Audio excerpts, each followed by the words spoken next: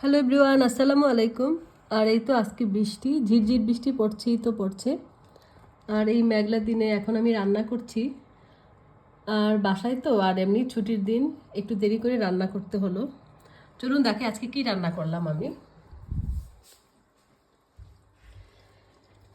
দেখেন তো এটা কিসের ভাজি। অনেকে হয়তো বলতে পারবেন, এটা কেউ কেউ ভাবছেন এটা পেঁপে ভাজি। আসলে পেঁপে ভাজি না, এটা হচ্ছে লাউ ভাজি। এখানকার বাংলা দোকান থেকে কেনা। তারপরে আছে এই তো ইলিশ মাছ কয়েকদিন আগে রান্না করলাম বেগুন আলু দিয়ে। আজকে করলাম আমার বেলকুনি বাগানের পুঁই শাক দিয়ে।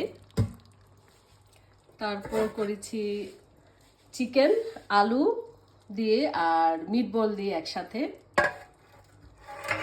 এই তো করেছি গাজর আর মটরের পোলাও। তো এই হয়েছে, এই মানে এই হচ্ছে আমার আজকের দুপুরের লাঞ্চ বা রাতের ডিনার।